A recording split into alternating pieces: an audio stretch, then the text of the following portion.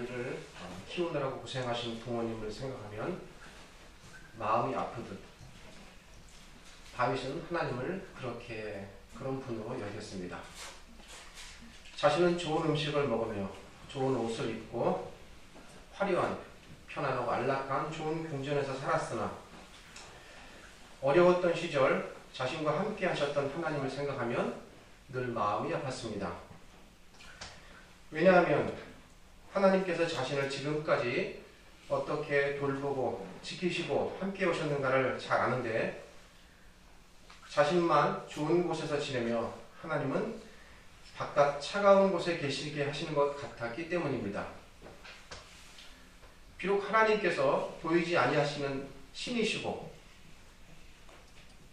그리고 사람처럼 그렇게 보실 수는 없어도 그래도 다윗은 하나님을 위한 최소한의 공간을 정성껏 마련하는 것이 하나님께 대한 예의며 또한 당연한 도리라 생각했습니다. 그래서 다윗은 고민 끝에 하나님께서 거하실 집을 짓겠다고 마음먹었습니다. 다윗은 이 사실을 먼저 나단이라는 선지자와 의논했습니다. 나단은 기쁘게 허락하며 흔쾌하게 좋다고 했습니다. 그러나 하나님께서는 이미 이때에 다른 계획을 갖고 계셨습니다. 다윗의 생각이 기특하고 가상하기는 하나 하나님의 생각은 다윗보다 훨씬 높았으며 더 원대했습니다. 이미 하나님께서는 다윗이 생각하는 것 그 이상을 생각하고 계셨습니다. 그래서 이러한 생각을 하고 있는 것을 아는 하나님께서 나단을 다윗에게 보내 하나님의 생각이 무엇인지 말씀하십니다. 하나님께서 나단을 보내 하시는 말씀은 오늘 읽은 7장 5절부터 시작되는데요. 우리가 읽은 본문은 이 중에 마지막 부분에 해당합니다. 하나님께서는 들에서 양을 돌보는 한낱 목동에 지나지 않은 무명의 청년 다윗을 전적인 하나님의 선택으로 능력을 부여하셔 왕으로 세우셨습니다. 그리고 수많은 우여곡절과 어려움이 있었지만 결국은 그를 이스라엘 전체를 통치하는 왕자의 자리에 오르게 하셨습니다. 뿐만 아니라 다윗을 통해 흩어진 이스라엘을 하나로 모으시고 이스라엘을 그동안 압박하고 괴롭혔던 주변의 모든 나라들을 평정시키셨습니다. 그리하여 이스라엘은 평온의 시대를 맞이하며 주변 나라들로부터 곡식과 물품 등 갖가지 조공들을 받는 강력한 국가로 거듭나게 되었습니다. 이러한 내용을 압축하여 글로 표현한 부분이 8절과 9절입니다. 8절은 내가 너를 목지 않고 양을 따르는 데도 취하여 내 백성 이스라엘의 주권자로 삼았다고 말하며 9절은 하나님께서 다윗이 어디를 가든지 함께 하셔서 모든 대적을 멸하셨다. 이렇게 압축하여 말합니다. 이러한 때에 다윗은 하나님께서 자신에게 베푸신 은혜가 너무나 크고 과분한 것임을 잘 알았기에 마땅히 하나님께 감사와 헌신의 표를 내어야 한다는 것이 그의 생각이었습니다. 그래서 하나님을 위해 성전을 짓기로 했습니다. 그런데 하나님께서 이것을 거절하십니다. 진실로 자녀를 사랑하고 아끼는 부모는 자녀로부터 어떤 대가나 선물을 기대하고 사랑을 베풀지 않습니다. 부모는 자녀가 행복하고 복을 누리며 사는 것 자체를 자기의 기쁨과 낙으로 여깁니다. 자녀의 행복이 곧 부모의 행복이고 기쁨입니다. 부모는 자녀가 아주 어릴 때는 음식을 맛나게 먹는 그 모습만으로도 행복해합니다. 우리 하나님도 굳이 비유하자면 이런 분입니다. 이러한 성품과 인격을 갖고 계십니다. 하나님께서는 자기 자녀가 하나님의 말씀을 잘 이행하고 그리고 복을 누리고 산다면 그것으로 좋게 하시는 분입니다. 이런 하나님의 심정이 6절과 7절에 잘 그림처럼 그려져 있습니다. 하나님께서 6절과 7절에서 내가 이스라엘 자손을 애굽에서 인도하였던 날부터 지금까지 너희와 함께 해오면서 언제 내가 너희에게 백향목 집을 짓지 아니하였다고 말하였느냐. 이어서 9절부터 11절에서 하나님께서는 그동안 어떻게 다윗과 함께 하시고 그를 보호하셨는지를 말씀하십니다. 9절부터 11절에서 하나님께서는 언제나 함께 하시며 그를 보호하시고 모든 대적을 물리치시고 평안을 주셨다고 말씀하십니다. 그 다음에 이어지는 말씀이 오늘 본문의 말씀입니다. 11절까지의 내용은 하나님께서 다윗에게 그동안 어떻게 행하셨는지를 말씀하신 내용이라면 12절부터 16절까지 오늘 본문은 하나님께서 앞으로 어떻게 다윗이 죽은 후에도 그동안 베푸신 은혜를 멈추지 않고 계속해 나갈 것인가, 다윗과 그의 후손 그리고 그의 나라에 대한 이야기를 하나님께서 말씀하십니다. 오늘 본문을 한마디로 요약하면 하나님께서 다윗이 살아있을 때 다윗과 함께 하신 것처럼 그가 죽은 후에도 결코 변치 않으시고 그 후손과 나라를 계속해서 지켜주시겠다는 내용입니다. 좀 자세히 들여다보면 이를 위해 하나님께서는 12절에서 다윗의 몸에서 날 아들을 왕으로 세워 그를 통해 다윗의 나라를 계속 유지시켰다고 말씀하십니다. 특별히 다윗의 몸에서 날 아들을 왕으로 세우신다는 말씀은 대단히 중요한 의미를 갖습니다. 다윗의 몸에서 날 아들을 통해 왕위를 잇게 하신다는 것은 그 이스라엘 국가 자체가 유지될 뿐 아니라 그 나라가 다윗의 혈통을 통해서 유지된다는 말씀입니다.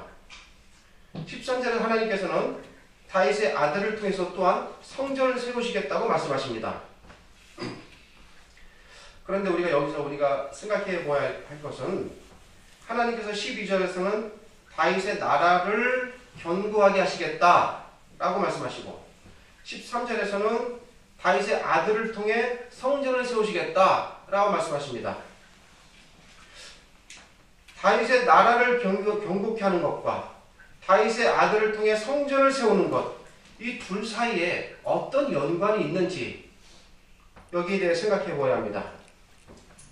어찌 보면 나라를 세우는 것과 성전을 세우는 것은 서로 다른 별개의 문제처럼 느껴집니다. 그러나 이 둘은 서로 매우 밀접한 연관을 맺고 있습니다. 원래 성전을 짓겠다라고 그 생각을 낸 사람은 누굽니까? 다윗입니다. 그런데 하나님께서는 다윗의 이 청을 거절하셨습니다. 그리고 그 대신 다윗의 아들을 통해 성전을 짓겠다고 하십니다. 언뜻 생각하면 개인적으로 이 말씀은 다윗에게 상당히 서운하게 들릴 수도 있습니다. 그러나 그것은 우리식의 생각이고 하나님께서 갖고 계신 생각의 입장에서 볼 때 이것은 다윗과 그의 나라에 더없이 복된 말씀입니다. 성전이 세워진다는 것은 무엇을 의미합니까? 우리 이제 많이 배워서 성전이 어떤 의미를 갖는지, 그리고 성전이 세워지는 것이 또 어떤 의미를 갖고 있는지 잘 압니다. 성전이 세워진다는 것은 하나님께서 그곳에 계시겠다는 말씀입니다. 하나님께서 계시겠다는 것은 무엇을 의미합니까? 그것은 하나님께서 자신이 계신 곳의 백성과 그곳의 나라를 불꽃같이 지키고 보호하시겠다는 것입니다. 이 성전을 하나님께서 다윗의 아들을 통해 짓겠다고 말씀하십니다. 그러면 이 말이 갖는 의미는 무엇입니까? 그것은 하나님께서 다윗 생전에 다윗과 그리고 그의 나라와 함께 하신 것처럼 여전히 변함없이 그가 죽은 후에도 그의 후손과 그 나라와 함께 하시겠다는 하나님의 표현입니다. 하나님께서는 이러한 자신의 말씀을, 자신의 생각을 단순히 말로만 하지 않으시고 눈에 보이는 성전이라는 건물을 증거물로 세우시겠다고 말씀하시는 것입니다. 이것은 마치 하나님께서 봐라, 이 건물처럼 내가 이렇게 너희와 함께하고 있지 않느냐라는 증거물을 세워 자신의 말씀을 확실하게 이스라엘 백성들에게 그리고 하나님 자신에게 다짐하시는 것입니다. 실제로 구약시대 이스라엘 백성들은 성전을 이러한 의미로 이해하고 받아들였습니다. 그래서 그들은 전쟁의 위협 속에서도 성전이 건재하는 한 하나님께서 자신들을 버리거나 떠나지는 않을 것이다 라고 믿었습니다. 성전의 세워짐, 그것은 곧 하나님의 살아계신 그 자체입니다.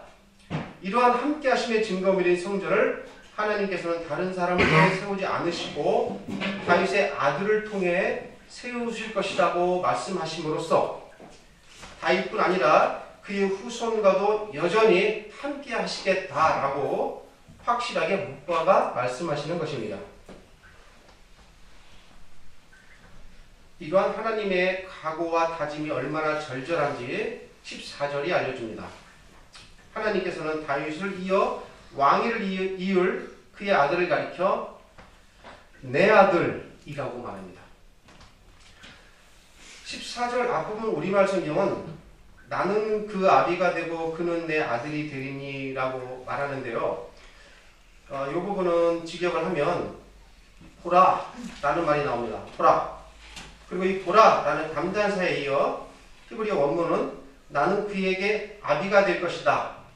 그리고 그는 나에게 아들이 될 것이다 라고 말합니다. 나에게 아들이 될 것이다 라는 말은 우리말 성경으로 내 아들이 될 것이다 라고 번역했습니다. 이것은 이 의미를 잘 드러냈다고 생각합니다. 좀 아쉽다면 14절 원문 앞에 있는 보라 라는 감탄사가 빠져 있다는 것입니다. 보라 라는 감탄사를 넣어 하나님께서는 다윗의 아들을 내 아들로 삼으시겠다, 내 아들이다 라는 이 사실을 상당히 강조하여 표현하고 계십니다. 하나님께서 성경에서 어떤 개인, 인간을 가리켜 내 아들이다 라고 말하는 것은 이것이 유일합니다. 물론 성경은 하나님의 백성을 하나님의 자녀라고 말하지만 어떤 경우에도 그의 아들이신 예수 그리스도 외에 개인 인간을 가리켜 너는 내 아들이다 라고 직접적으로 말하지는 않습니다.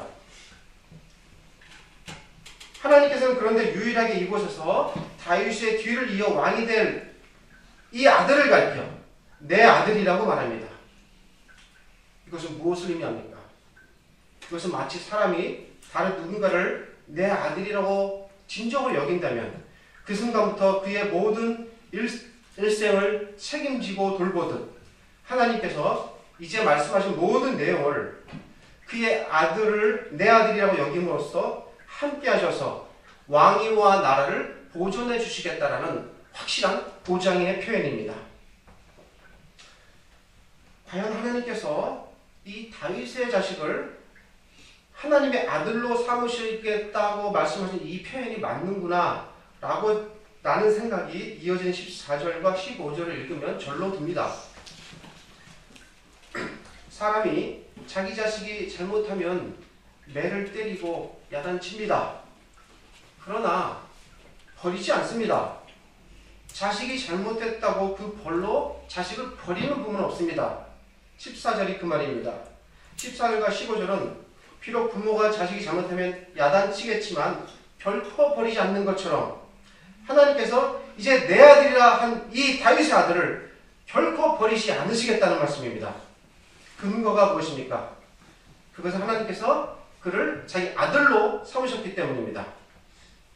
마지막으로 하나님께서 확실한 다짐의 말씀을 하십니다. 그것이 16절입니다. 16절은 한마디로 하나님께서 결코 다윗의 후손과 그의 나라를 버리지 않는다라는 말씀입니다. 여기까지가 저희가 읽은 본문에 대한 설명입니다. 그런데 우리가 이 본문을 읽으면서 놓치지 말아야 할 것이 하나 있습니다. 그것은 본문에는 그런 표현이 전혀 나와 있지 않지만 이것은 단순한 하나님의 뭘 어떻게 해주겠다라는 단순한 약속의 말씀이 아니라 하나님께서 다윗과 어떤 관계를 맺으시고 그 관계의 기초에서 그 관계가 변하지 않는 한 이 하나님의 말씀이 반드시 이루어질 것이다 라는 내용입니다. 이 관계가 무엇이냐? 그것은 바로 언약 관계입니다. 하나님께서는 다윗과 맺으신 언약이라는 토대 위에서 그의 왕직과 후손의 왕직과 그 나라를 보존해 주겠다고 말씀하시는 것입니다. 언약은 여러 가지 특성을 갖고 있지만 그 중에 하나 우리가 반드시 잘 알아야 할 중요한 특성이 하나 있습니다. 그것은 언약을 맺으시는 주인이 누구인가라는 사실입니다. 언약을 맺는 주인은 하나님이십니다.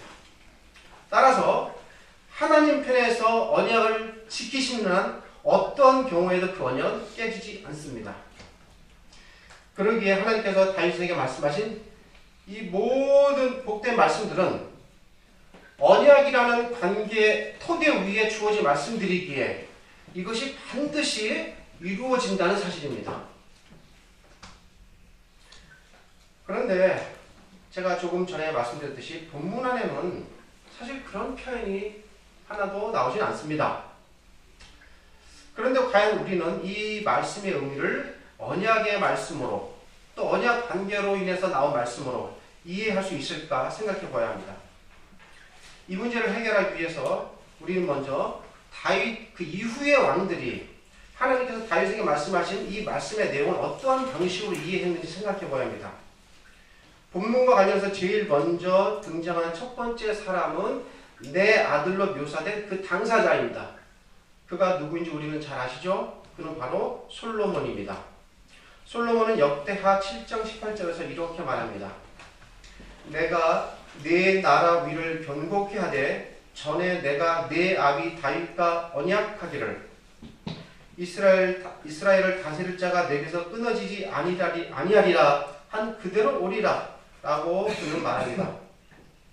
본문 안에는 언약이라는 표현은 나오지 않지만 솔로몬은 본문 사무엘하 7장에서 하나님께서 말씀하신 이 말씀을 언약의 말씀으로 이해했습니다. 이런 후대 왕들의 이해가 다윗의 4대 손인 아비야라는 왕을 통해서도 나타납니다. 아비야는 다윗의 손자 르호보암의 아들입니다. 솔로몬의 죄에 대한 징벌의 결과로 이스라엘은 솔로몬의 아들인 르호보암 때에 나라가 둘로 나누어집니다.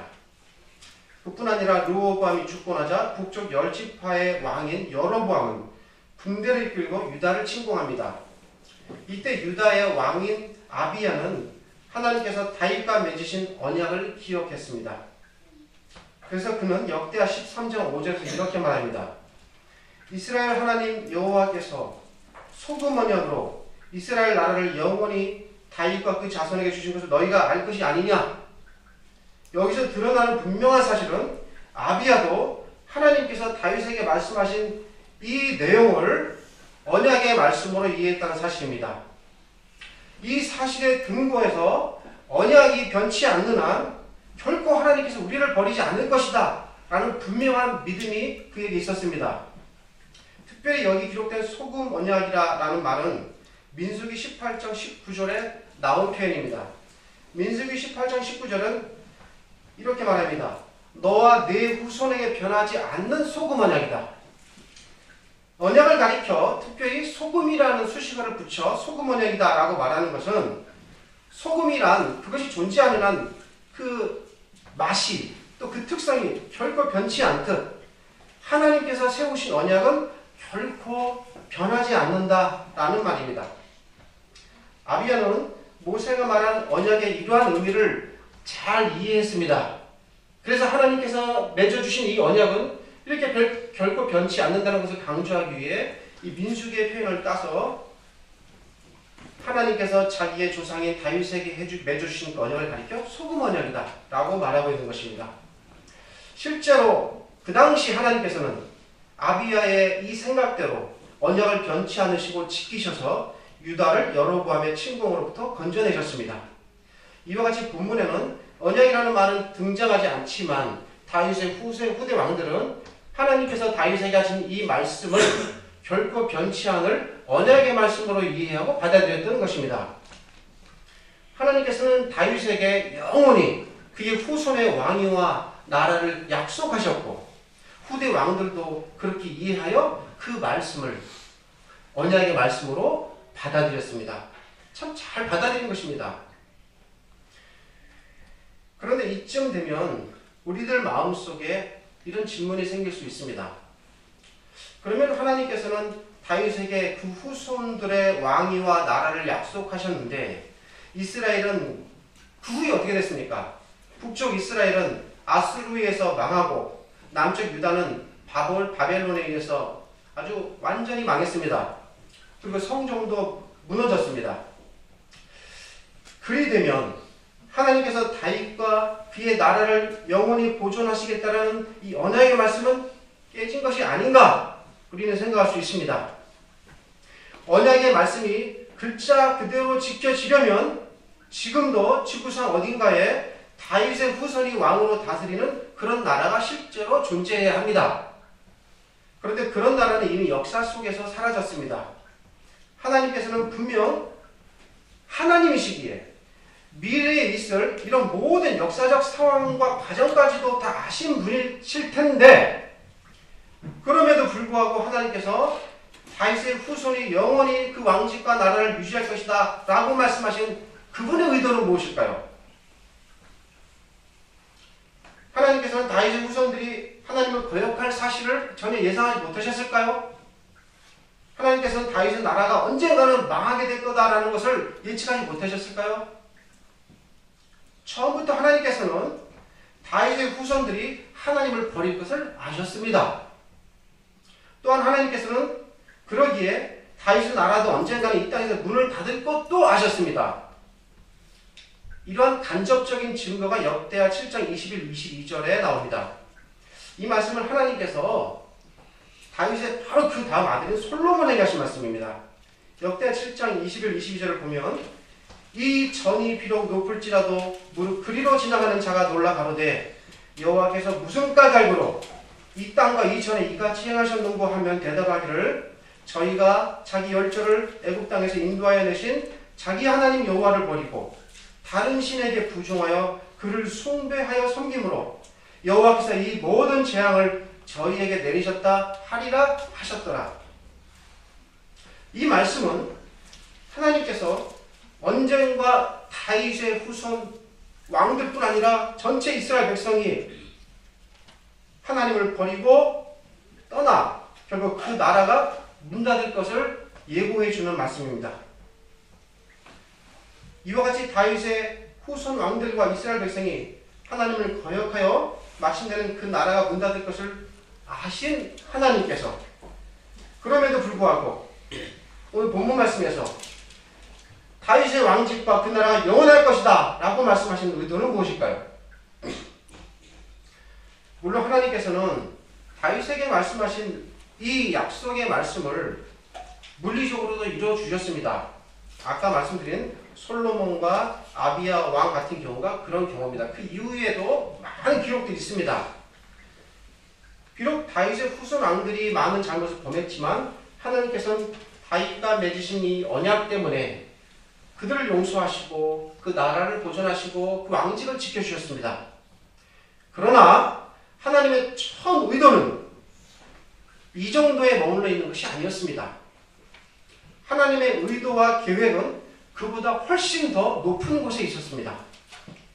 하나님께서 다윗에게 그의 후손의 왕직을 지키시고 그의 나라를 보존하시겠다라고 말씀하실 때 하나님께서 이미 이 땅 위에 존재하는 다윗의 왕직, 이 땅에 존재하는 다윗의 나라 그 이상의 왕직과 나라를 생각하셨습니다.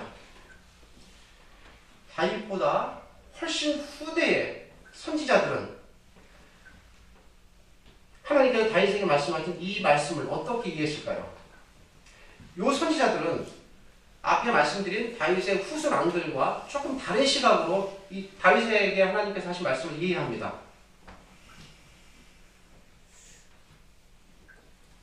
이러한 증거가 에스겔 34장 23절부터 25절에 나옵니다. 에스겔은 주전 597년에 유다가 이 에스겔의 그 당시 상황을 우리가 좀 잘 염두에 둘 필요가 있습니다. 유다가 바벨론의 느부갓네살의 제2차 침공으로 인해 망할 때에 이 에스겔 선지자는 다른 유다 동족들과 함께 바벨론의 포로로 끌려갔습니다. 그는 예루살렘이 최후의 함락되기 이전에 이미 바벨론으로 끌려갔고 그리고 그곳에서 선지자 활동을 했던 사람입니다. 그는 이미 유다의 멸망을 목격했으며 그리고 곧 있을 예루살렘 그리고 예루살렘 성전의 최후 멸망도 예견하고 있는 상황입니다. 그런 그가 에스겔 34장 23절에서 하나님께서 장차 한 목자를 세울 것이다 라고 말합니다. 그리고 23절 끝에서 그 목자를 가리켜 다윗이다 라고 말합니다. 그리고 이어진 24절에서 그 목자를 가리켜 계속해서 내 종 다윗이 그들 중에 왕이 되리라 라고 말합니다. 내용 자체로만 해석하면 하나님께서 본문에서 다윗에게 그의 왕직과 그의 나라를 보존해 주시겠다는 말씀이 실제로 이루어지는 것처럼 묘사됩니다. 그러나 그 이후 역사는 어찌 되었습니까? 이 예언이 있은 후 주전 586년에 마침내 유다는 완전히 최후 멸망을 맞았고 성전도 모두 불탔습니다. 이런 역사적인 상황 속에서 에스겔 선지자는 우리가 읽은 이 본문의 말씀을 근거로 여전히 계속해서 다윗의 왕직에 대해 말하고 있습니다. 그 이유가 무엇입니까? 그것은 에스겔 선지자가 하나님께서 세우실 장차 한 왕이 이 육신의 다윗의 후손 왕이 아니라 영원하고도 전능하신 한 왕으로 오실 것임을 내다보았기 때문입니다. 에스겔 선지자는 이 왕을 내다보았기 때문에 비록 이 땅에 실제 다윗의 후손 왕은 없어도 그리고 실제로 다윗의 나라는 없어져도 장차 다윗과 같은 왕직을 갖고 오실 그분이 그의 나라를 갖고 오실 것을 알았습니다. 하나님께서 오늘 본문에서 다윗에게 하시는 이 말씀을 우리가 제가 앞에서 말씀드린 것처럼 언약의 말씀으로 받아들이고 이해할 수 있는 근거가 바로 여기에 있습니다. 하나님께서 다윗에게 말씀하실 때에 하나님께서는 처음부터 문자 그대로의 다윗 왕직과 문자 그대로의 다윗의 왕국을 초월한 그 이상의 왕직과 그 이상의 나라를 마음속에 그리고 계셨습니다. 이 사실을 후대 선지자들은 정확하게 이해했습니다. 이러한 의미에서 볼 때 하나님께서 본문에서 다윗에게 하신 이 말씀을 영원히 변치 않을 언약의 말씀으로 이해하는 것은 매우 당연하고 타당한 일입니다. 본문의 말씀 안에는 영원한 다윗의 왕직으로 오실 분과 또 그분이 왕으로 오셔서 세우실 영원한 나라에 대한 밑그림이 처음부터 그려져 있었던 것입니다. 그럼 다윗에게 말씀하신 이 왕직을 갖고 계시고 그리고 이 영원한 나라를 가져다 주실 분이 누구십니까? 그분은 바로 우리가 지금도 믿고 주님으로 따르는 예수 그리스도이십니다. 다윗에게 말씀하신 영원한 왕은 바로 예수 그리스도시며 또한 다윗에게 말씀하신 영원한 나라는 바로 우리 주님이신 이 예수님께서 가져다 주실 영원하신 하나님의 나라입니다. 이러한 사실이 놀랍게도 다윗 자신의 입을 통해 고백됩니다. 하나님께서는 다윗에게 그의 후손의 왕직과 다윗의 나라를 약속하셨지만 다윗은 정작 그 나라를 가져다 줄 참 왕은 자기의 혈통적 후손이 아닌 하나님의 아들이신 예수 그리스도이다라는 사실을 알고 있었습니다. 그래서 그는 이분을 가리켜 내 주라고 말합니다. 그리고 그분이 다스리실 나라에 대하여 말합니다. 마태복음의 기록자 마태도 바로 이런 사실을 증거하기 위해 예수 그리스도를 말할 때에 이런 의미에서 다윗의 후손이라고 말합니다. 그뿐 아닙니다. 베드로 사도도 예수 그리스도를 다윗의 후손으로 말합니다. 신약 성경이 예수님을 가리켜 다윗의 후손이라고 말할 때 그것은 단순히 혈통적, 육신적 후손의 의미로 말하는 것이 아니라 이 말 안에는 예수님께서 다윗의 왕직을 가지시고 그리고 다윗을 통해 하나님이 세우셨던 그런 하나님의 나라를 세우실 분으로 이 땅에 오셨다는 사실을 담고 있는 표현입니다. 하나님의 언약의 말씀에 따라 다윗의 왕직을 갖고 이 땅에 오신 우리 예수님, 그분으로 말미암아 이곳에 하나님의 나라가 들어오게 되었습니다. 그래서 예수님께서는 복음을 전파하실 때에 제일 먼저 천국을 선포하셨습니다. 그리고 자신이 왕으로서 세상에 가지고 온 이 나라에 대하여 사람들에게 다양한 비유와 설명으로 강조하시고 가르치셨습니다. 다윗의 후손이신 왕으로 오신 이 예수님께서는 지금도 왕으로 온 세상과 온 우주를 통치하고 계십니다. 그리고 언젠가는 이 왕이신, 참 왕이신 우리 주님은 자신의 나라를 온 우주와 온 세상에 완전히 세우시기 위해 다시 오실 것입니다. 우리가 이 땅에서 예수 그리스도를 믿고 따른다는 것은 다윗 시대의 이스라엘 백성이 그러했듯이 우리가 우리의 왕이신 예수 그리스도의 복된 통치와 평안의 시대 안에 거하며 또한 그 공간 안에 살고 있음을 의미합니다. 하나님께서 오늘 본문 말씀을 통해 이 영원한 언약의 이 말씀하신 말씀이 언약의 말씀이 이루어졌기 때문에 우리도 귀중한 언약의 백성이 되어 지금 이 순간에 우리 왕이신 예수 그리스도께서 다스리시는 그 다스림과 통치를 만끽하고 즐거워하며 살고 있습니다. 이 하나님의 놀라운 은혜와 사랑을 깨닫기에 우리는 감사할 수 있으며 또한 소망할 수 있습니다. 지금 우리는 우리 왕이신 예수 그리스도의 다스림 안에서 즐거워하며 살고 있습니다. 그러나 우리의 삶은 여기에 머물러 있지 않을 것입니다. 우리는 언젠가 앞으로 더 영원하고도 더 영광스럽고도 그리고 더 완전한 놀라운 우리 주님의 다스림의 시간과 공간 안에서 그분의 백성으로 영원토록 살게 될 것입니다. 기도하겠습니다.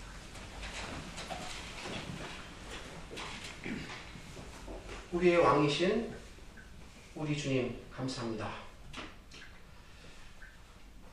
주를 떠난 상태에서는 한낱 미물과 곤충과 다를 바 없는 저희들을 거룩한 의의 백성으로 만들어주시고 새 소망을 가지며 살게 하시니 감사합니다. 하나님께서 저희에게 베풀어 주신 놀랍고 귀한 은혜가 얼마나 큰지 잠시 살펴보았습니다. 우리 마음속에 정말 우리 주님이 참 왕으로 들어와 계시며 그리고 이 왕께서 다스리시는 그 다스림과 통치가 우리와 우리가 구하는 모든 삶의 영역에 고루 균형 있게 잘 나타나게 하여 주시옵소서.